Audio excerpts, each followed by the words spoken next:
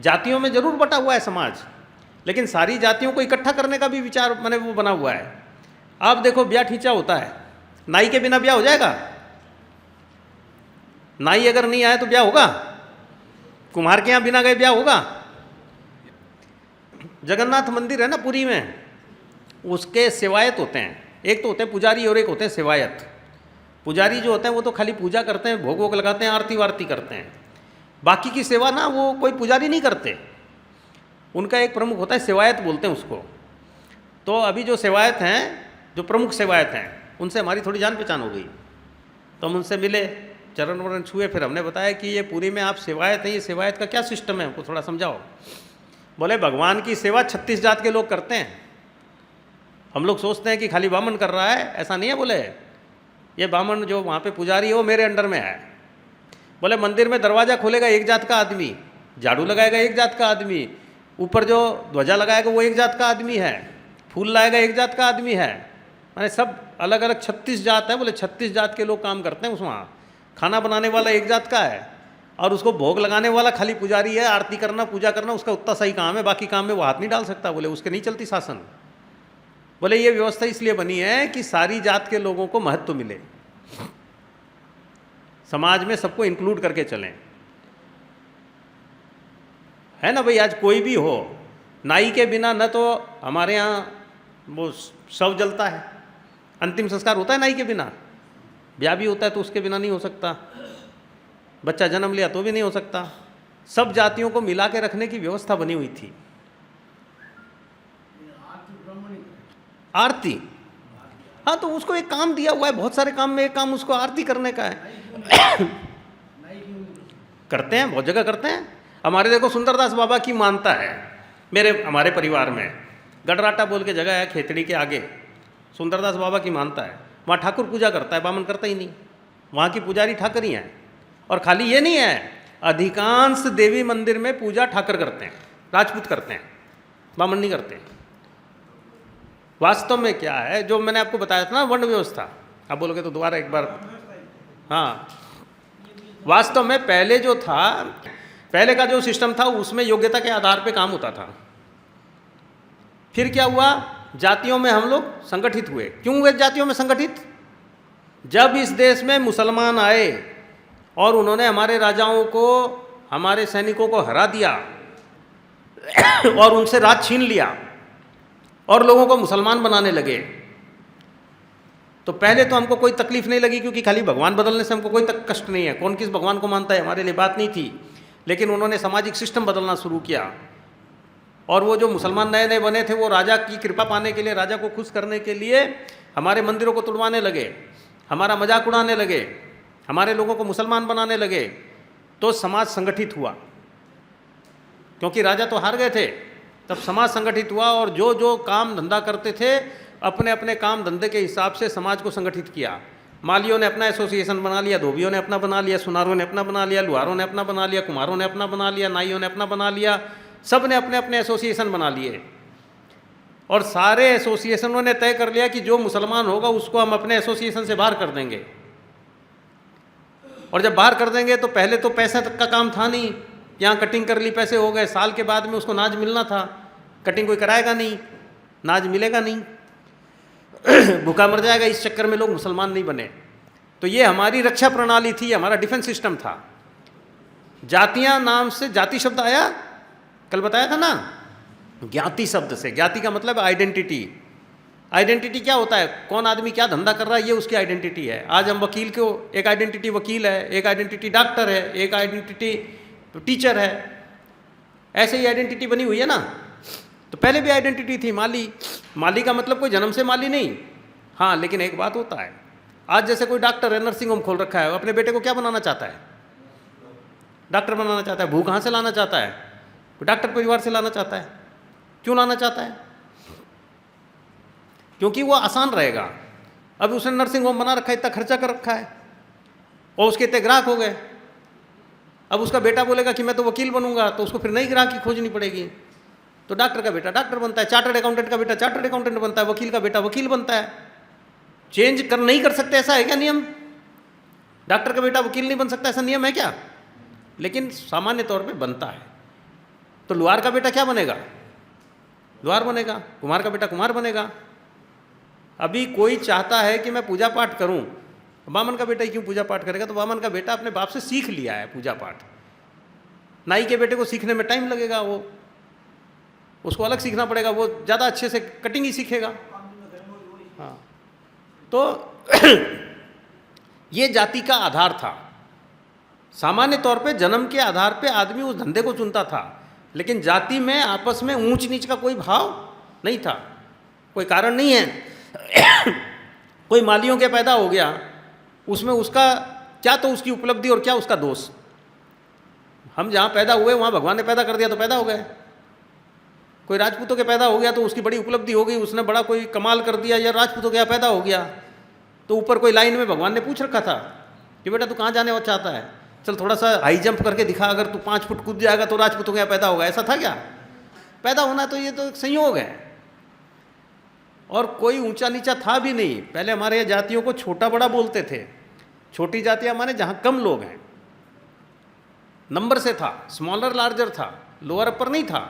Lower upper तो हमको पुर्तगाली लोगों ने बना दिया। हमारे यहाँ घरों में माली का आना मना था क्या?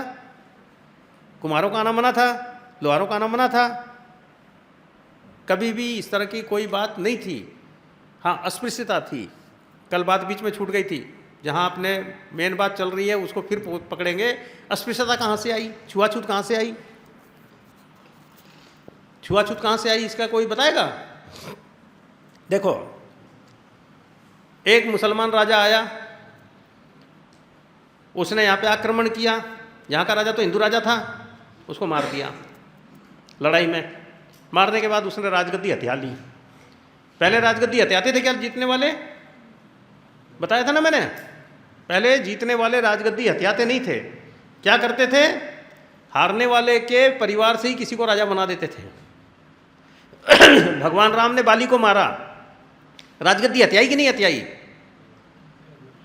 नहीं हथियाई, सुग्रीव को दे दिया राज, और बाली के लड़के की भी व्यवस्था करी, अंगद की भी व्यवस्था करी, वो युवराज बनेगा। भगवान ने रावण को मारा, राजगद्दी हथिया ली कि नहीं हथिया ली? नहीं हथियाई, विभीषण को राज दे दिया। भगवान कृष्ण ने कंस को मारा, खुद राजा बन गए कि नहीं मथुरा के? कंस के पिताजी उग्रसेन को राज दे दिया, अपने पिताजी वसुदेव को भी नहीं दिया, कंस के पिताजी को दे दिया, क्योंकि कंस के और कोई भाई नहीं बचे थे।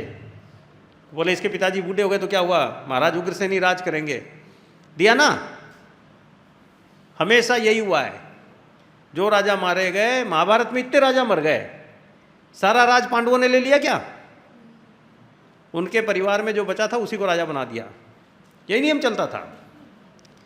हमारे क्या पूरी दुनिया में नियम चलता था ये, लेकिन मुसलमानों ने आके ये नियम भंग करा। उन्होंने हिंदू राजा मारने के बाद में अपने राज ले लिया। अब राज ले लिया तो उनको क्या चाहिए? वफादार आदमी चाहिए कि नहीं चाहिए? राज करना खाली राजा बन जाने से काम बन जाता है क्या? उसके नीचे बहुत लंबी सिस्टम होता है। राजा है, फिर उसका मंत्री होना है, फिर उसके सेनापति होने हैं, फिर उसके सैनिक होने हैं, उसमें भी सैनिक होने हैं। कहाँ पर? उसके राजमहल में भी सैनिक होने हैं, बाहर भी सैनिक होने हैं, समाज को संभालना है, बहुत लंबा काम है।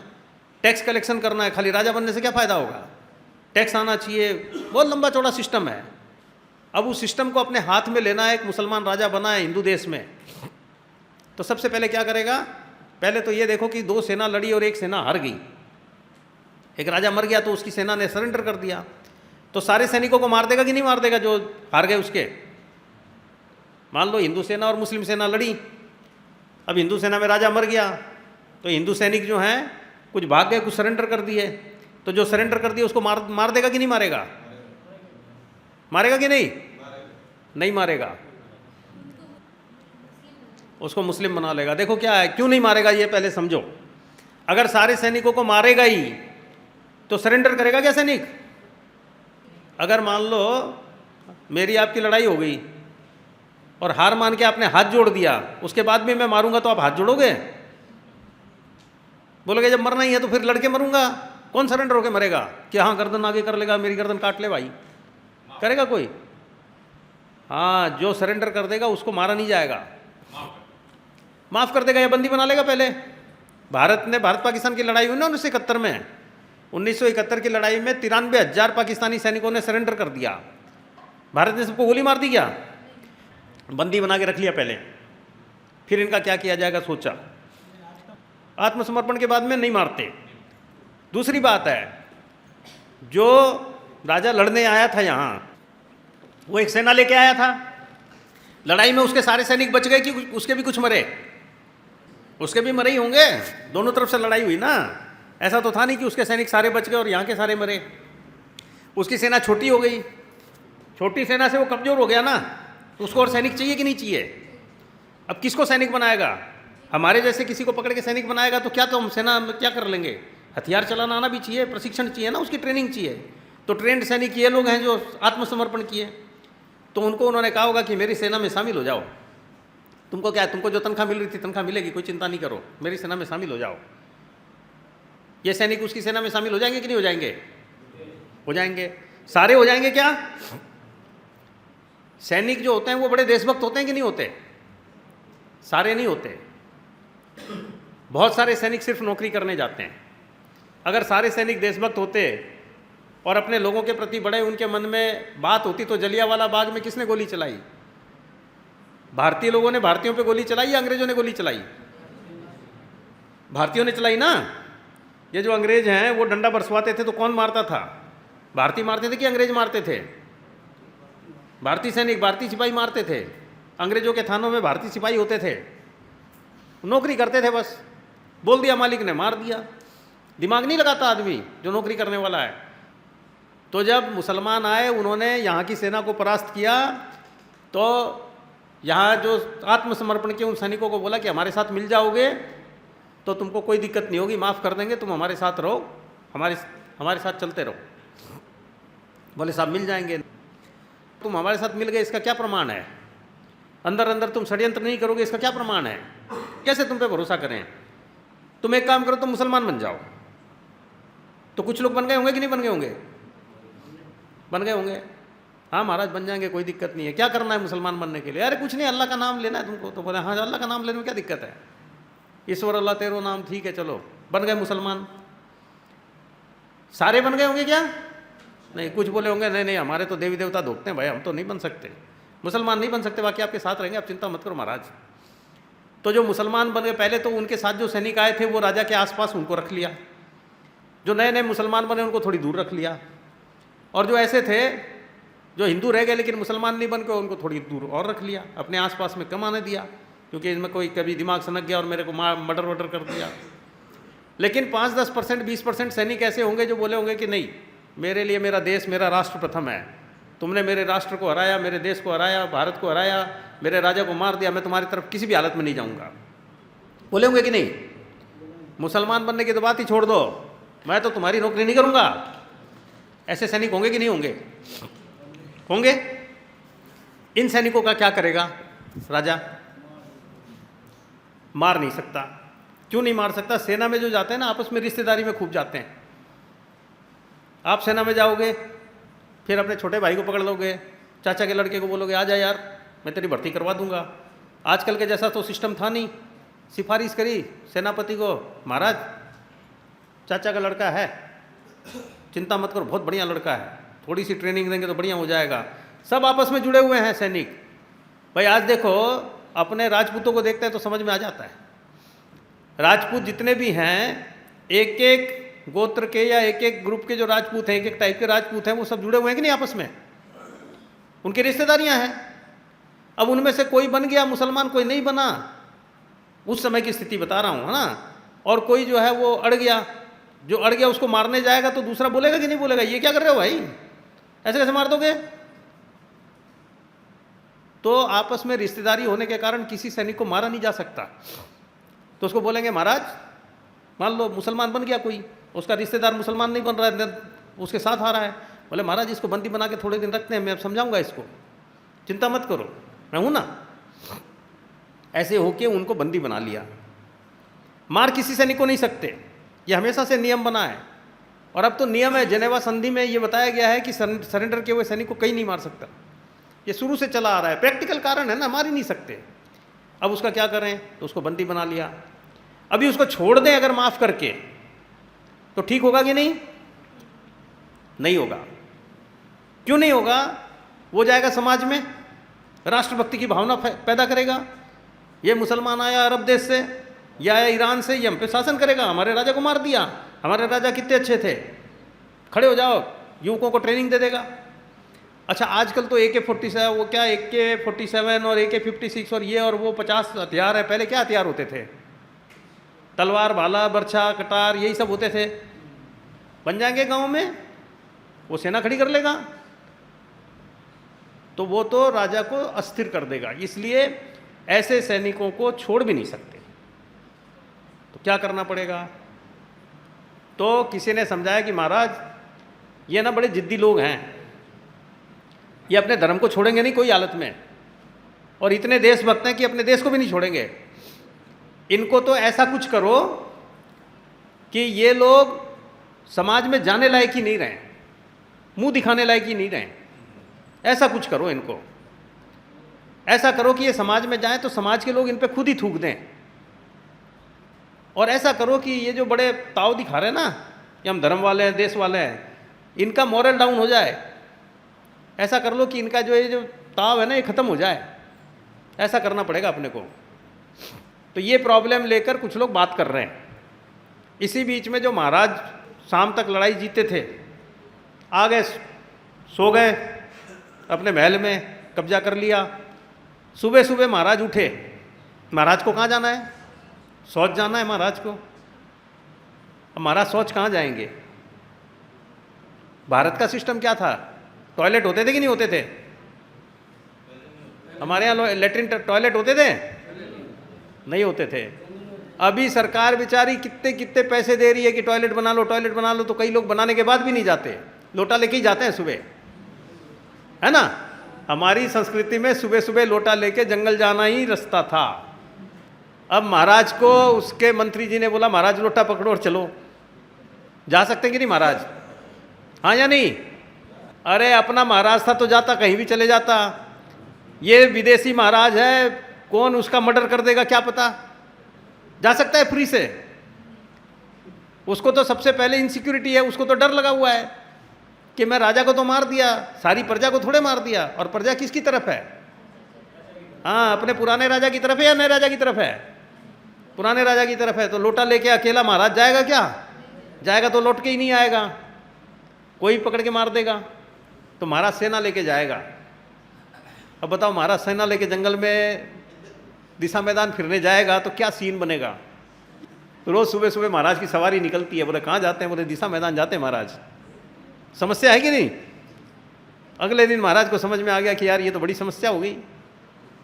अब टॉयलेट होते ही नहीं थे, क्या करा जाए? तो किसी भले मानुस ने बोला कि महाराज एक काम करते हैं, 2-5 दिन किसी तरह निकालो और यहाँ पे एक मैदान में अपने बाउंड्री बना देते हैं, आप उसके अंदर चले जाया करो, महल के पीछे तरफ ही चले जाया करो आप। और कोई तरीका नहीं है। लोग अभी आपके फेवर में हुए नहीं हैं। लोग बोलते हैं मुसलमानों का शासन आ गया, मल्लेच्छों का शासन आ गया, ऐसी ऐसी बात बोलते हैं। आप निपट जाओगे महाराज, बात मानो। और महाराज अकेले थोड़े हैं। अब जितने राजकुल के लोग हैं वो बेचारे ऐसे जाने लग गए। अब ऐसे जाने में भी तो समस्या है। क्या समस्या है? जंगल में तो अपने आप निपट जाता है वो, जंगल बहुत बड़ा है। आज यहाँ फिरे, कल वहाँ फिर लिए, कल वहाँ फिर लिए। महाराज का हाथा कितना बड़ा है, उसकी सफाई कैसे होगी? अगर सफाई नहीं होगी तो महाराज के तो दिन बर्बाद हो गया सुबह सुबह ही। तो बोले, महाराज बोले मैं निपट तो आया भाई, अब इसकी सफाई भी तो देख, कल फिर जाना है मेरे को सुबह। मेरे को तो टेंशन ये हो रही है हिंदुस्तान में आके। तो बोले फिर क्या करना पड़ेगा? बोले महाराज एक उपाय बताता हूँ आपको। आपकी 2 समस्या है, वो बंदी सैनिक एक समस्या है और ये सुबह सुबह शौच जाना एक समस्या है। दोनों का समाधान एक दूसरे के अंदर है। इन सैनिकों को लगा देते हैं इसकी सफाई में। इससे क्या होगा? इनका समाज इन पे थूकने लगेगा कि साले तुम तो गंदा काम करते हो। और थूकने का 2 कारण है। उनके प्रति श्रद्धा भी होगी तो डर के मारे नहीं बोलेगा कोई। इनको लगाते हैं हम ये सफाई में। ये बंदी सैनिक अगर ये सफाई में लगेंगे ना तो इनका मॉरल डाउन हो जाएगा, इनका ताव खत्म हो जाएगा। एक तो ये अपने आप को बड़ा समझ रहे हैं, ये खत्म। और दूसरा, समाज इनको बाहर कर देगा। समाज इनके प्रति अच्छा भाव नहीं रखेगा, समाज इन पे थूकेगा। तो समाज से दूर हो जाएंगे ये। आपकी समस्या सबका समाधान एक ही साथ है। तो महाराज को लगा यार ये तो बढ़िया समस्या है। बादशाह जो है बोला कि हाँ ये कर लो, ये समाधान बढ़िया है तुम्हारा। तो क्या किए, इन बंदी सैनिकों से उन्होंने मल उठवाना शुरू कर दिया। अब मल उठवाना शुरू कर दिया तो हिंदू समाज तो पहले ही उनको छोड़ना चाहता था। क्यों छोड़ना चाहता था? डर है राजा का। लेकिन उसको बहाना मिल गया कि तुम तो गंदे काम में लगे हुए हो, तो हिंदू समाज ने उनको छोड़ दिया। ये तो वही एक बात। अब ये बताओ कि उनको बसाएंगे कहाँ पे? जो ऐसे सैनिक हैं अब ये खतरनाक नहीं रह गए, क्योंकि समाज इनको स्वीकार नहीं कर रहा है। ये जाके समाज में क्या करेंगे? समाज के प्रति इनके मन में खुद दुर्भावना आ गई कि यार ये अजीब आदमी है, इनके लिए तो मैं ये किया और आज मेरी हालत हो गई। लेकिन जिद्दी हैं, देशभक्त हैं, धर्मभक्त हैं। तो उन्होंने कहा कि झुके तो नहीं, वो थोड़े बहुत झुक भी गए होंगे, लेकिन बहुत सारे झुके ही नहीं उसके बाद भी। बोले नहीं, मुसलमान तो चाहे कुछ भी हो जाए नहीं बनेंगे, महिला उठा लेंगे, कोई बात नहीं है, समाज से रिजेक्शन हो जाए कोई बात नहीं, हम तो धर्म नहीं छोड़ेंगे। ऐसे जो लोग धर्मभक्त थे, है ना, और जो देशभक्त थे, उनको बसाएंगे कहाँ? रोज का काम है अब तो ये, रोज सफाई करानी है ना। तो राजमहल के आसपास में कहीं पे बस्ती बना के बसा दिया इनको, और वहाँ पे सैनिक लगा दिया कि ये लोग कहीं बाहर नहीं जा सके। कुछ दिनों में ये अपने आप ही पूरी तरह से रिजेक्ट हो जाएंगे, समाज से बाहर हो जाएंगे। उनको बसा दिया तो वो आसपास में बस्ती में बस गए। उसके आसपास सैनिक घूम रहे हैं, मुसलमान सैनिक घूम रहे हैं इन लोग को कंट्रोल में रखने के लिए कि हथियार नहीं तो जमा कर लें। बिना हथियार के हैं, निहत्थे हो गए हैं, पड़े हुए हैं। अब क्या है देखो, इस्लाम में क्या बताया मैंने? वो जो सैनिक है वो अमीर है कि गरीब है? गरीब है। और वहाँ पे पूरा का पूरा मुल्ला का इस्लाम तो औरत और दौलत पे चल रहा है। और वो जो मुस्लिम सैनिक है वो बाहर से आया है, महिलाएं लेके आया नहीं है। इनकी महिलाओं पे नज़र रखनी शुरू कर दी उसने, इनकी महिलाओं पे अत्याचार करना शुरू कर दिया। अब ये बेचारे निहत्थे करें क्या? बड़े परेशान। यहाँ एक तो काम ऐसा मिल रखा है कि इनका शौच साफ करो रोज सुबह सुबह, और महिलाएं घर में सुरक्षित नहीं, क्या करें? तो ये लोग आपस में बैठे, यार कोई उपाय खोजो। तो किसी विद्वान ने बताया कि ये बहुत कठिन काम नहीं है, तुम्हारे उपाय मैं बताता हूँ। बोले क्या? मुसलमान ना सुअर से बहुत डरते हैं, सुअर के आसपास नहीं आते। तुम तो सुअर पाल लो, बस्ती में सुअर पाल लोगे, ये मुस्लिम सैनिक तुम्हारे घर तो घुसेगा नहीं। सुअर घुमाओ और सुबह सुबह सुअरों को ले जाना, उठाना भी नहीं पड़ेगा, खा पी के आ जाएंगे, साफ का साफ हो जाएगा। तो तुम्हारी भी दोनों समस्या का समाधान एक ही है, तुम तो सुअर पालो। अब इन्होंने पाल लिए सुअर। अब सुअर पालने से ये हो गए सुरक्षित। अब मुस्लिम सैनिक इनके घर में घुसे नहीं, इनके मोहल्ले में जाए नहीं, वहाँ तो सुअर हैं, क्योंकि इस्लाम में सुअर को हराम बोला है। और सुअर जाके अपना सुबह सुबह चर के आ जाए, ये खाली सुअरों को ले जाएं। और सुअर पालने से हिंदू समाज को और बहाना मिल गया। तो एक तो गंदा काम करते हो, राजा से लड़े पड़े हो, और सुअर ऊपर से पालते हो। तो ये जो समाज के भाग थे, इनको हिंदू समाज ने छूने से, अपने पास आने से मना कर दिया। ये कौन लोग हैं? ये वास्तविक देशभक्त हैं, वास्तविक धर्म भक्त हैं, धर्मनिष्ठ लोग हैं, अपने धर्म पे टिके हुए वास्तविक लोग हैं ये, जिनको हमने अस्पृश्य बोला, जिनको हमने अछूत बोला। इनके ऊपर हमको गर्व होना चाहिए था। हमने इनको छोड़ के रखा, और खाली छोड़ के नहीं रखा, हमने हजारों साल तक छोड़ के रखा। परंपरा हो गई, लोगों को वास्तविक कारण तो पता नहीं, बस छोड़ दिया। अब वो समाज से कट गए। इनके प्रति हमारी कृतज्ञता का भाव होना चाहिए कि इनको अछूत बोलना चाहिए। किसी भी हालत में हिंदू समाज में कोई भी अछूत नहीं होना चाहिए, न हो सकता है, क्योंकि जिनको हम अछूत बोलते हैं ये हमारे वीर सैनिक हैं। इसका कोई प्रमाण है क्या? मैं जो बोल रहा हूँ इसका कोई प्रमाण है? बता देता हूँ। दुनिया में खाली भारत में ऐसा हुआ ऐसा नहीं है, फ्रांस में भी हुआ, कोरिया में भी हुआ, जापान में भी हुआ। वहाँ पर भी इस प्रकार के सैनिकों के साथ ऐसा ही अत्याचार हुआ। वहाँ के समाज ने भी कुछ दिन तक उनको अछूत बना के रखा, लेकिन बाद में समाज समझ गया। हमारे यहाँ समाज समझा नहीं। और देखो, जितने भी हम जिनको अछूत बोलते हैं, आजकल बीच में वो राजनीतिक दृष्टि से उनको सम्मान देने के लिए किसी ने वाल्मीकि बोल दिया, मैं उड़ीसा का रहने वाला हूँ। उड़ीसा में हमारे यहाँ जिनको अछूत बोलते हैं उनके सरनेम क्या लगे हैं? चौहान, नायक, सारथी, बाघ, सिंह। गुजरात चले जाओ, सोलंकी, परिमार, सारे क्षत्रियों के सरनेम हैं उनमें। बताओ नहीं है तो? सारे क्षत्रियों के सरनेम है, पूरी सेना के साथ में जुड़ा हुआ है। सेना में खाली सैनिक नहीं होते थे, सेना में बड़ा सिस्टम चलता है। जो सैनिक है उनका खाना पहुंचाने का काम भी चलता है, नगाड़ा बजाने का काम भी चलता है, बहुत सारा काम होता है सेना में। एक काम नहीं है, हथियारों को रिपेयर करने वाले लोग भी होते हैं। आज आप सेना में देख लो, सेना में पुजारी भी होते हैं, मौलवी भी होते हैं, पूजा पाठ भी करवाते हैं, वो डॉक्टर भी होते हैं। तो सेना में ये जितने लोग ऐसे लोग थे, इन्हीं में से जो धर्मनिष्ठ और देशभक्त लोग थे उन्हीं को हमने अछूत बनाया। तो छुआछूत माननी चाहिए कि नहीं माननी चाहिए? नहीं माननी चाहिए। और भी देखो छुआछूत क्यों नहीं माननी चाहिए, बहुत सिंपल सी बात है। मान लो मैं अछूत आदमी हूँ, तो मैं अछूत हूँ माने मैं अछूत कुल में जन्म लिया तो मैं अपवित्र हूँ? भाई मैं पवित्र नहीं हूँ, यही तो माना जाता है ना कि भैया अपवित्र आदमी है, मैं अपवित्र हूँ। और भगवान बैठे हैं, भगवान पवित्र हैं, है ना?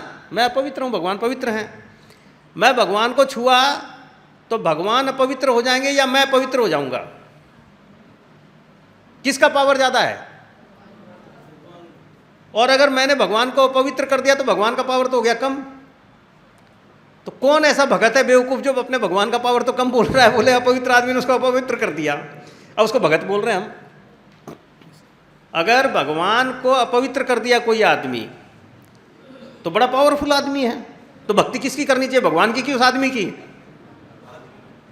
अरे पावरफुल की भक्ति करोगे भाई, जिसका पावर ही नहीं है, पावरलेस आदमी क्या भक्ति करोगे?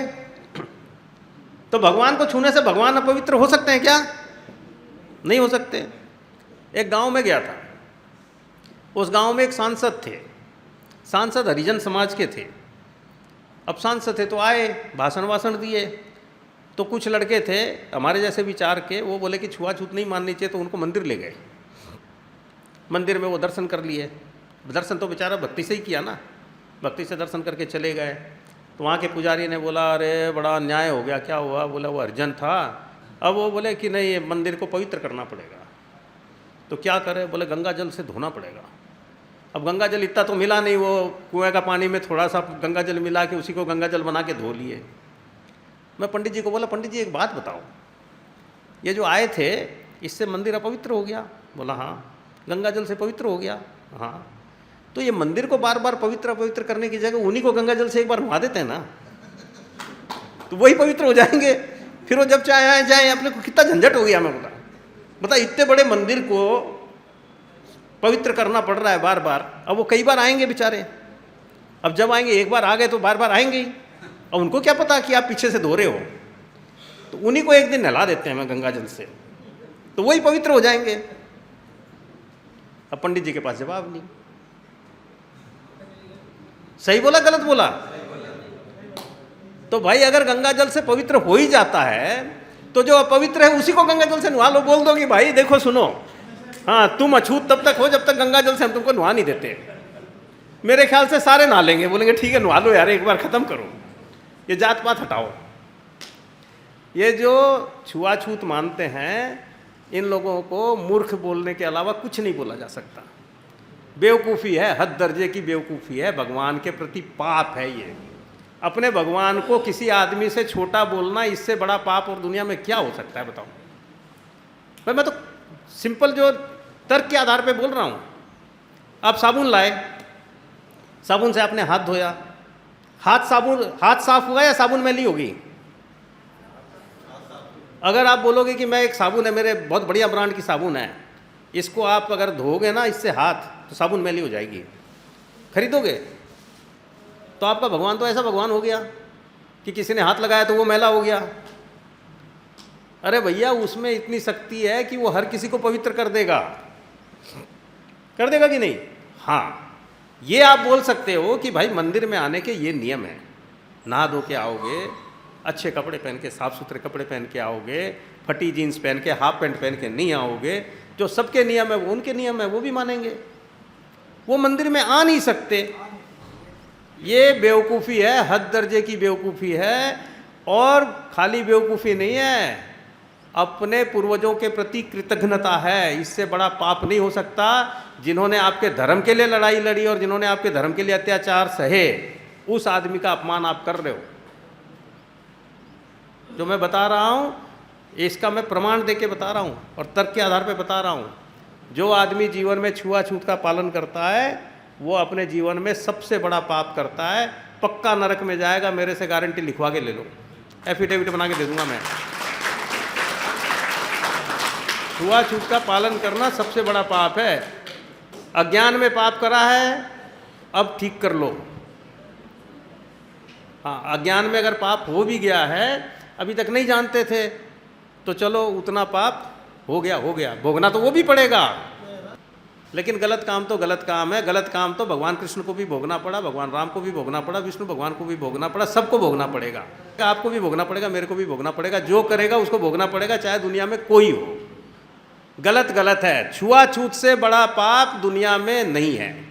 इंसान को इंसान नहीं समझना, ये इससे बड़ा पाप नहीं है। बहुत सिंपल सी बात है। और युवा वर्ग के लिए विशेष, माँ बाप ने तो जो कर लिया। आप लोग ज़िंदगी में छुआछूत कभी नहीं मानना।